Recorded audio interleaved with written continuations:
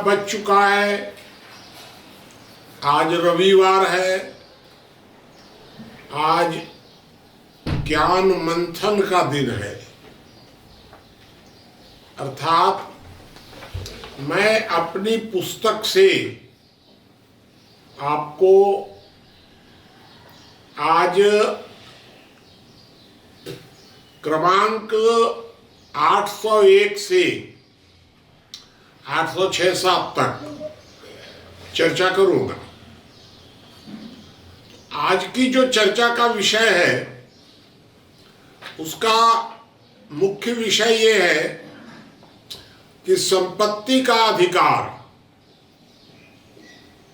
संपत्ति का जो अधिकार है वह किस तरह का होना चाहिए, किस तरह का है, यह समस्याओं को पैदा करता है, समाधान करता है, आदर्श स्थिति क्या हो सकती है, ये सारी बातें आज संपत्ति अधिकार इस विषय को हम ध्यान में रखते हुए आपके बीच में करेंगे। पहली बात तो यह है कि समाज की जो हम लोगों ने परिभाषा बनाई है, मैं आपको बता दूं, हम लोगों ने बनाई है। जो वर्तमान में बनी हुई है समाज की परिभाषा वो मैं नहीं कह रहा हूं। हम लोगों ने बैठकर जो समाज की परिभाषा बनाई है उस हिसाब से हम ये कह सकते हैं कि व्यक्ति की स्वतंत्रता और सजीवन का तालमेल जो रखने वाली व्यवस्था है उसको हम समाज व्यवस्था कहते हैं। स्वतंत्रता और सजीवन, आज तक दुनिया में यह तय नहीं हो सका कि पहले अंडा आया कि पहले मुर्गी आई। इस विवाद का निपटारा नहीं हो सका है कभी भी। पहले ईश्वर आए कि पहले मनुष्य आया, ये भी निपटारा आज तक नहीं हो सका है। पहले कर्तव्य आए कि अधिकार आए, ये भी आज तक नहीं निपट सका। उसी तरह से व्यक्ति और समाज, इसके विषय में भी निपटारा करना आसान नहीं है। तो हम उस विवाद में नहीं पड़ रहे हैं। हमारा तो कहना यह है कि व्यक्ति की स्वतंत्रता ये उसका प्रकृति प्रदत्त अधिकार है, समाज प्रदत्त नहीं है। समाज ने व्यक्ति को स्वतंत्रता नहीं दी है। व्यक्ति तो स्वतंत्र पैदा हुआ है, लेकिन व्यक्ति पैदा कहां से हुआ? तो समाज से हुआ, अर्थात माता पिता से हुआ। माता पिता माने समाज, तो उसका जन्म समाज से हुआ और स्वतंत्र पैदा हुआ। ये ऐसा टेढ़ा मेढ़ा का है मामला, इसको तय करना आसान नहीं है। इसलिए व्यक्ति की स्वतंत्रता उसका मौलिक अधिकार है, प्राकृतिक अधिकार है। उसकी सहमति के बिना आप उसकी स्वतंत्रता में कोई कमी नहीं कर सकते, ये बिल्कुल स्पष्ट है। तो हम लोगों ने ये निष्कर्ष निकाला है कि उसकी स्वतंत्रता असीम है। आप उसकी स्वतंत्रता की कोई सीमा नहीं बना सकते हैं, आप उसमें कोई बाधा पैदा नहीं कर सकते हैं। उसकी सहमति आवश्यक है। दूसरी बात कि व्यक्ति की स्वतंत्रता शून्य है, क्योंकि जब वो समाज में जुड़ जाता है तो उसकी स्वतंत्रता तो संयुक्त हो गई, व्यक्तिगत रही ही नहीं। ये मैंने पहले भी बताया है। आज चर्चा जो हम कर रहे हैं वो संपत्ति अधिकार की कर रहे हैं। इसका मतलब व्यक्ति की स्वतंत्रता और संपत्ति ये दोनों जुड़ा हुआ है। अर्थात संपत्ति भी व्यक्ति की मौलिक अधिकार है, प्राकृतिक अधिकार है। आप किसी संपत्ति बनती कैसे है? तो संपत्ति बनने का तो एक ही आधार है कि व्यक्ति, देखिए, दो व्यक्ति कभी समान होते नहीं हैं। दुनिया में किन्हीं भी दो व्यक्तियों की क्षमता और योग्यता पूरी तरह समान नहीं होती है,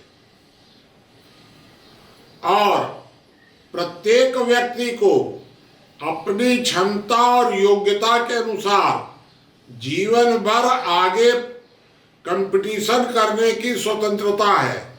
अर्थात वह प्रतिस्पर्धा करके आगे बढ़ता है। तो प्राप्त क्या करता है? प्रतिस्पर्धा यदि वह करता है तो क्षमता और योग्यता तो बढ़ा सकता है,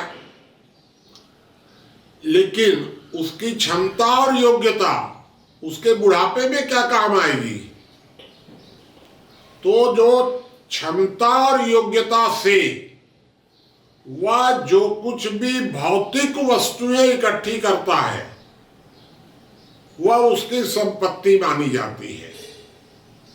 एक तरह से व्यक्ति की क्षमता और योग्यता का भौतिक रूपांतरण संपत्ति है। आप उसकी योग्यता और क्षमता को स्टोर करके नहीं रख सकते। उसके शरीर में कहीं कोई ऐसा माध्यम उपलब्ध नहीं है कि आप बुढ़ापे के लिए स्टोर करके रख सके। तो संपत्ति बनी कैसे? व्यक्ति की योग्यता और क्षमता के आधार पर। और संपत्ति जो है वह उसका रूपांतरण है। इसलिए संपत्ति को फंडामेंटल राइट माना गया है, मौलिक अधिकार है, वो प्रकृति प्रदत्त है। आप संपत्ति को उसको वंचित नहीं कर सकते उस व्यक्ति से, क्योंकि वो उसका मौलिक अधिकार है। अब प्रश्न ये पैदा होता है कि संपत्ति व्यक्ति का मौलिक अधिकार है और व्यक्ति अकेला रह ही नहीं सकता, उसको तो समाज के साथ जुड़ना ही होगा, उसकी मजबूरी है। जन्म लेते ही उसको किसी न किसी के साथ जुड़ना है, ये उसकी मजबूरी है। और जब वो किसी के साथ जुड़ जाता है तो उसके मौलिक अधिकार संयुक्त हो जाते हैं, उसकी स्वतंत्रता भी जुड़ जाती है पूरी की पूरी। इसका मतलब कि व्यक्ति की संपत्ति है ही नहीं, जो भी संपत्ति है वह तो फिर संयुक्त हो गई, जुड़ गई आपस में। ये कितना, वैसे तो एकदम हमको तो बड़ा आसान सिद्धांत समझ में आता है, एकदम कोई दिक्कत समझ में नहीं आती है, लेकिन आप लोगों को बड़ा टेढ़ा मेढ़ा लगता होगा कि व्यक्ति की स्वतंत्रता असीम है और व्यक्ति की स्वतंत्रता शून्य है। असीम और शून्य ये दोनों जुड़ा हुआ है। तो दिक्कत ये पैदा हुई, इस साधारण सी बात को दुनिया में लोगों ने समझा ही नहीं, मौलिक अधिकार को ठीक से नहीं समझा और समाज व्यवस्था को ठीक से नहीं समझा। संपत्ति अधिकार को ठीक से नहीं समझा। दुनिया में अब तक 3 संपत्ति अधिकार प्रचलित हैं। पहला एक पश्चिम का सिद्धांत है कि संपत्ति व्यक्ति की व्यक्तिगत होती है। व्यक्तिगत संपत्ति का अधिकार जब आपने दे दिया तो व्यक्ति में स्वार्थ पैदा हुआ, क्योंकि वो जितनी संपत्ति इकट्ठी कर लेगा वह उसकी अपनी अकेले की है। जन्म से लेकर मृत्यु तक आपकी संपत्ति में कोई कमी नहीं की जा सकती है। तो संपत्ति आपका व्यक्तिगत अधिकार हो गया। ये सिद्धांत कहां से आया? पश्चिम से आया। लेकिन एक दूसरा सिद्धांत आ गया, और वो सिद्धांत आ गया कि संपत्ति व्यक्ति की है ही नहीं, जो कुछ है सब समाज की है। और समाज का मतलब राज्य हो गया। तो सारी संपत्ति राज्य की है। राज्य ने समय समय पर आपको उपयोग करने की छूट दी है, आपकी संपत्ति है नहीं। यह भी एक सिद्धांत आ गया। आप देखिए, 2 सिद्धांत एक्सट्रीम कंट्राडिक्टरी हैं। एक सिद्धांत कहता है पश्चिम का संपत्ति व्यक्तिगत है। परिणाम क्या हुआ? संपत्ति रखने की होड़ मची और स्वार्थ बढ़ा व्यक्ति के अंदर। दूसरा सिद्धांत आया, संपत्ति आपकी है ही नहीं, सब राज्य की है। तो लोगों के अंदर कंपटीशन की भावना ही खत्म हो गई। काहे को हम जमा करेंगे, हमारा तो कुछ है ही नहीं है, खाओ पियो पड़े रहो बिना मतलब है। क्या मतलब है संपत्ति से? तो संपत्ति तो सब राज्य की है भाई, हमारा तो कुछ नहीं है।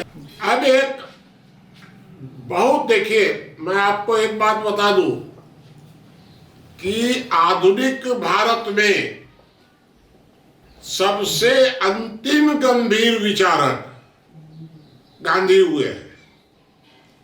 गांधी के बाद कोई उस लेवल का विचारक नहीं हुआ। हुए लोग बहुत छोटे छोटे हुए, अंतिम गंभीर विचारक गांधी हुए हैं। गांधी ने एक संपत्ति का नया सिद्धांत दिया, ट्रस्टीशिप का सिद्धांत। संपत्ति पर आपका अधिकार है, लेकिन तेन त्यक्तेन भुंजीता, आपका कुछ नहीं है, क्योंकि आप तो शून्य में आए थे और जाते समय शून्य ही जाएंगे। संपत्ति तो यही छोड़कर जाएंगे। इसका मतलब ये हुआ कि आप केवल उसके ट्रस्टी हैं, मालिक नहीं हैं। ये उन्होंने सिद्धांत दिया, लेकिन उनका यह सिद्धांत चला नहीं और समझ में भी नहीं आया कि वो क्लियर क्या कहना चाहते हैं। अगर गांधी जीवित रहते तो हो सकता है कि सिद्धांत को क्लियर करते, जैसे हम लोग कर रहे हैं। लेकिन अब गांधी तो बेचारे रहे नहीं। परिणाम ये हुआ कि उनका जो संपत्ति का सिद्धांत था, वो सिद्धांत गांधी के साथ चला गया। अब ये 3 सिद्धांत जो आपके सामने आए, ये तीनों अपूर्ण हैं। गांधी का सिद्धांत तो लागू हुआ नहीं, चर्चा में नहीं आया, इसलिए उसको आप कुछ नहीं कर सकते। लेकिन व्यक्तिगत संपत्ति का सिद्धांत, इस सिद्धांत ने समाज में स्वार्थ पैदा किया। और सामूहिक संपत्ति का सिद्धांत, इसने समाज में निष्क्रियता पैदा कर दी। कंपटीशन ही नहीं रहा कुछ भी।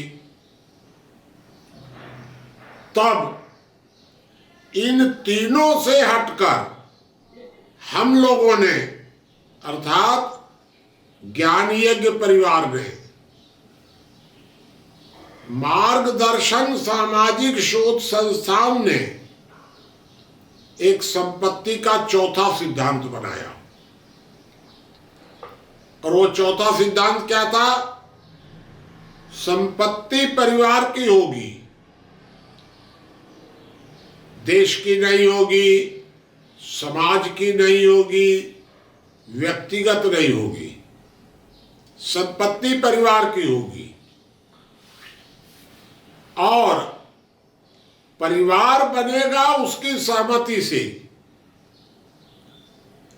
तो संपत्ति व्यक्तिगत नहीं होगी, संपत्ति संयुक्त होगी परिवार की। परिवार में भी संपत्ति पर मुखिया का अधिकार नहीं रहेगा। परिवार में संपत्ति होते ही परिवार के सारे सदस्यों का अधिकार शून्य हो जाएगा, अर्थात संपत्ति संयुक्त हो जाएगी। आप संपत्ति से वंचित नहीं हैं, संयुक्त संपत्ति है। और संयुक्त संपत्ति का मतलब क्या हुआ कि जब भी आप परिवार छोड़ने लगेंगे तो संपत्ति लेकर आप जा सकते हैं, तब तक वो संपत्ति संयुक्त है। अगर उसका कोई खर्चा होता है तो ज्वाइंट होगा। मान लीजिए कि आग लग गई, आग लग गई तो सामूहिक लगी, और लॉटरी आई तो सामूहिक आई। आपको क्या स्वतंत्रता है? आप जब तक चाहें तब तक आप परिवार के साथ जुड़कर रह सकते हैं, और जब चाहे तब आप परिवार छोड़कर अपनी संपत्ति ले लीजिए और आप अलग हो जाइए। तो यह जो अधिकार है संपत्ति का, यह अधिकार ही आदर्श माना जाएगा। क्यों आदर्श माना जाएगा? क्योंकि व्यक्ति के अंदर स्वार्थ नहीं बढ़ेगा। मान लीजिए कि आपने डकैती की, तो डकैती करके आप जो भी आपको प्राप्त हुआ, आप उसको कहीं रख नहीं सकते हैं, परिवार में रहेगी। जब परिवार में रहेगी तो ज्वाइंट हो जाएगी सबकी। आप उस संपत्ति में से जो भी आपको प्राप्त हुआ, उसमें से आप मनमाना खर्च नहीं कर सकते हैं बिना परिवार की सहमति के। हो तो गया सारा नियंत्रण। तो आपके अंदर स्वार्थ भी घटेगा और कंपटीशन की भावना बनी रहेगी, क्योंकि आप जो भी कमाएंगे उसमें किसी बाहरी का कोई हस्तक्षेप नहीं होगा, सब आपके परिवार का होगा और आपकी सहमति से होगा। इसका मतलब यह हुआ कि दोनों स्वार्थ घटेगा और कंपटीशन की भावना बनी रहेगी। कोई ट्रस्टीशिप वाली बात नहीं है, क्योंकि सारी संपत्ति ज्वाइंट होगी, संयुक्त होगी। सारे केस मुकदमे सब झगड़े, कोई गुंजाइश नहीं रहेगी उसमें किसी तरह का। अभी जो संपत्ति का जो कानून है, ये तो सारा का सारा ऐसा कचड़ा है, पचड़ा है, कोर्ट कचहरी मरते रह जाइए, कुछ पता नहीं है, क्यों कुछ क्लियर है ही नहीं है कि संपत्ति व्यक्तिगत है कि सामूहिक है। अब बताइए क्या संपत्ति का अधिकार है आपका? सरकार जब चाहे आप पर मनमाना टैक्स लगा सकती है। आपका क्या अधिकार रहा संपत्ति का भाई? सरकार ने कल टैक्स लगा दिया, 90% आपकी प्रॉपर्टी में से 90% टैक्स लिया जाएगा। कैसे रोक सकते हैं आप सरकार को? संपत्ति आपका मौलिक अधिकार है और आपसे 100% ले लिया जाएगा टैक्स। आप तो उसको नहीं रोक सकते हैं, क्योंकि न्यायपालिका, विधायिका और कार्यपालिका मिलकर जो कानून बना देंगे वो आपके लिए बाध्यकारी है। संपत्ति आपका मौलिक अधिकार है और टैक्स लगाना उनकी पूरी स्वतंत्रता है। सब गड़बड़ है एकदम। टैक्स लगाने की उनकी सीमा होगी, वो मनमाना टैक्स नहीं लगा सकते हैं हमारे ऊपर। और संपत्ति भी हमारी व्यक्तिगत नहीं होगी, संपत्ति हमारी संयुक्त होगी। यह हम लोगों ने एक नया सिद्धांत दिया है। इसका मतलब कि दुनिया में किसी भी व्यक्ति के पास व्यक्तिगत संपत्ति कभी होगी ही नहीं। भारत में 138 करोड़ लोग हैं, किसी की व्यक्तिगत संपत्ति होगी ही नहीं कभी भी, क्योंकि व्यक्तिगत वो रख ही नहीं सकता है संपत्ति। अब प्रश्न उठता है कि आप परिवार से अलग हुए तो आपको तो हिस्सा मिल गया परिवार से, लेकिन वह हिस्सा आप अकेले रह नहीं सकते, तो आपको किसी नए परिवार के साथ जुड़ना पड़ेगा या परिवार बनाना पड़ेगा, और तब आपकी संपत्ति ज्वाइंट हो गई। बस साधारण सी बात है, सारी समस्याओं का समाधान है इसमें। लेकिन सिर्फ एक बात ये समझने की जरूरत है कि व्यक्तिगत संपत्ति का जो पश्चिम का सिद्धांत है उसको रिजेक्ट करने की जरूरत है। हमें वह पूंजीवाद आंख बंद करके नकल नहीं करना है जो पश्चिम से आ रहा है। पूंजीवाद वो पूरी तरह गलत है एकदम। हमको वह समाजवाद नहीं चाहिए जो चाइना और रूस से आ रहा है, पूरी तरह गड़बड़ है, घपला है। हमको तो वह समाजवाद चाहिए जो हम लोग बैठ करके बना रहे हैं। हमको पूंजीवाद नहीं चाहिए, हमको यह समाजवाद नहीं चाहिए। और इसलिए शब्द तो उपयुक्त समाजवाद ही है, लेकिन हम लोग इसको समाजीकरण नाम दे रहे हैं। समाज की सबसे पहली इकाई परिवार है। परिवार को अधिकार दे दीजिए संपत्ति का, सारी समस्याएं दूर हो जाएंगी। इसी तरह हम लोगों ने यह माना है कि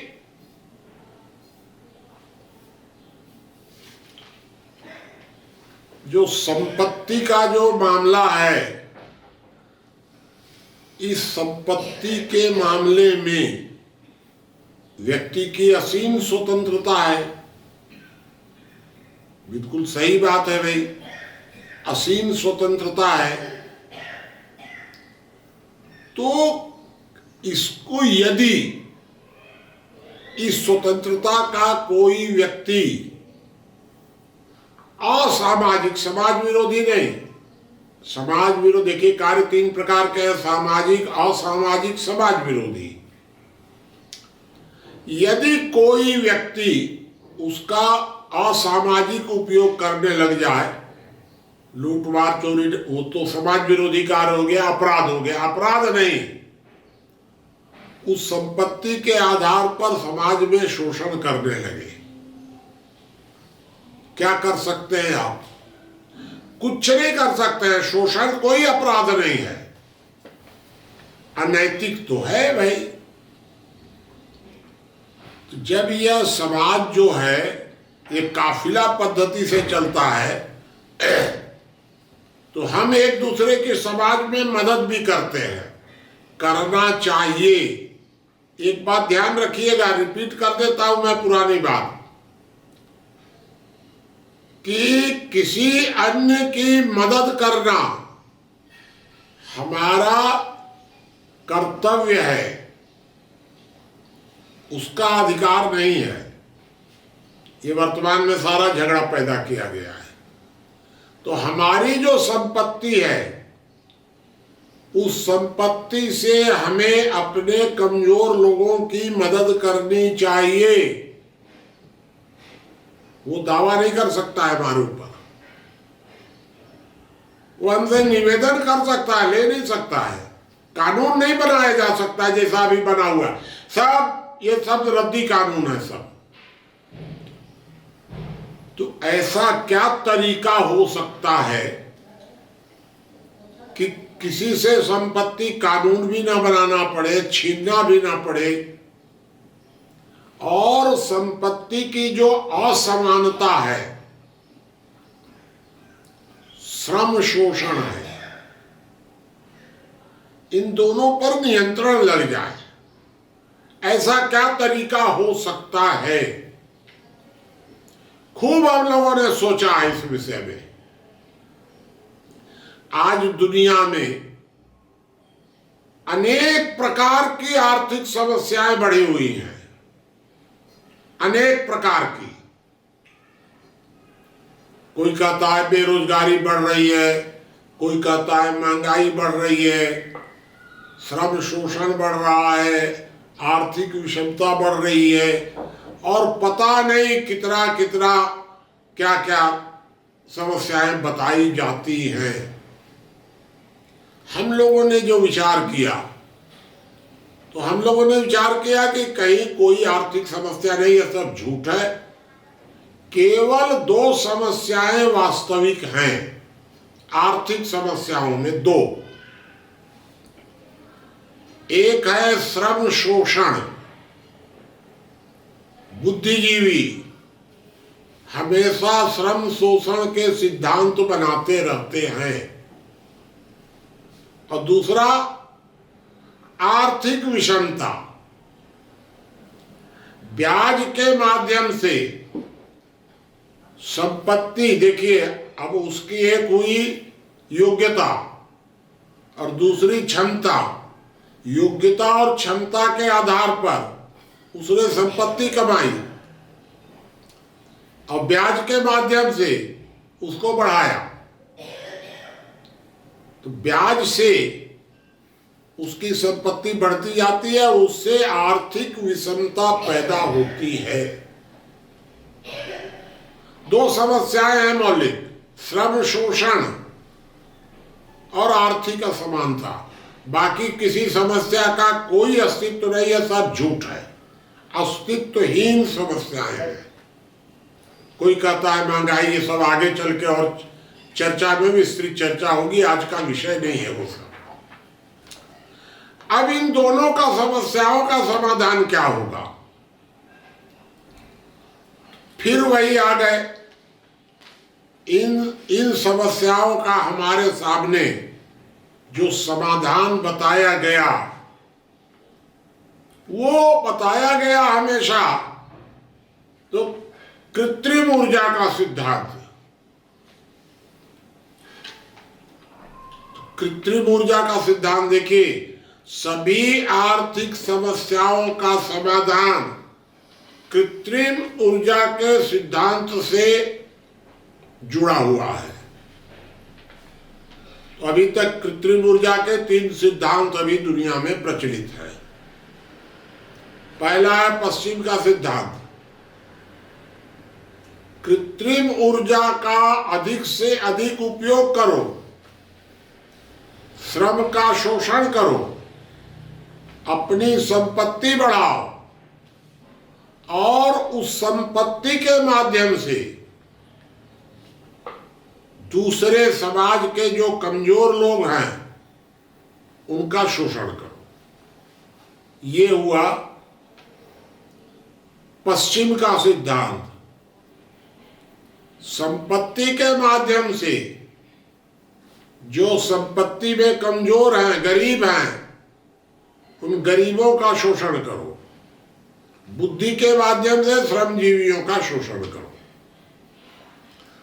पूंजीवाद है एकदम एक सिद्धांत है ये। कृत्रिम ऊर्जा या श्रम शोषण का सिद्धांत है। एक दूसरा संपत्ति का सिद्धांत आया, वो आया रूस और चीन से। सस्ती कृत्रिम ऊर्जा के माध्यम से मशीनों का खूब उपयोग करो, उत्पादन बढ़ाओ मशीनों के माध्यम से, और अपना उत्पादन बढ़ाकर उससे जो लाभ प्राप्त होता है वो कमजोर लोगों को दे दो, उसका लाभ दे दो। ये सिद्धांत आया। इस सिद्धांत का क्या हुआ? इस सिद्धांत का ये हुआ कि मशीनों का खूब उपयोग करके और जो धन प्राप्त हुआ वो सारा सरकार के पास हो गया। अब सरकार उसको हथियारों में उपयोग करने लग गई। युद्ध में, ये युद्ध जो बढ़ रहा है वो सब यही इसी सिद्धांत के कारण है। दो सिद्धांत मैंने आपको बता दिए। पहला पूंजीवाद का सिद्धांत कि सस्ती कृत्रिम ऊर्जा का उपयोग करके और अपनी संपत्ति बढ़ाओ। और दूसरा आया सस्ती कृत्रिम ऊर्जा का उपयोग करके लोगों को बांट दो, लेकिन बांटे नहीं, वो सरकार के पास रह गया। गांधी जी ने एक तीसरा सिद्धांत दिया, मशीनों का कम से कम उपयोग करो। ये सिद्धांत चला ही नहीं, क्योंकि अगर आप मशीनों का कम उपयोग करेंगे तो आर्थिक विषमता तो कम हो जाएगी और श्रम शोषण भी कम हो जाएगा, लेकिन उत्पादन आपका घटेगा। मशीनों का कम उपयोग करो। कंपटीशन आप नहीं कर पाएंगे दुनिया से, आपस में भी नहीं कर पाएंगे। तब हम लोगों ने एक चौथा सिद्धांत दिया कृत्रिम ऊर्जा का। कृत्रिम ऊर्जा को इतना महंगा कर दिया जाए कि उसका उपयोग घट जाए। जब कृत्रिम ऊर्जा महंगी होगी तो श्रम का मूल्य बढ़ेगा, श्रम की मांग बढ़ेगी। श्रम शोषण का सिद्धांत अपने आप खत्म हो गया। जब कृत्रिम ऊर्जा बहुत महंगी हो जाएगी तो जो लोग कृत्रिम ऊर्जा का ज्यादा उपयोग करते हैं उनकी आर्थिक स्थिति कमजोर होगी, खर्चा बढ़ेगा उनका। तो कृत्रिम ऊर्जा जब महंगी होगी तो उनकी आय घटेगी और व्यय बढ़ेगा। अपने आप आर्थिक विषमता कम हो जाएगी, श्रम का मूल्य बढ़ेगा और पूंजीपतियों का खर्च बढ़ेगा, आय घटेगी। इन दोनों का गैप अपने आप खत्म हो जाएगा। सारी समस्या अपने आप खत्म हो गई। आपको कोई कानून बनाने की जरूरत नहीं है।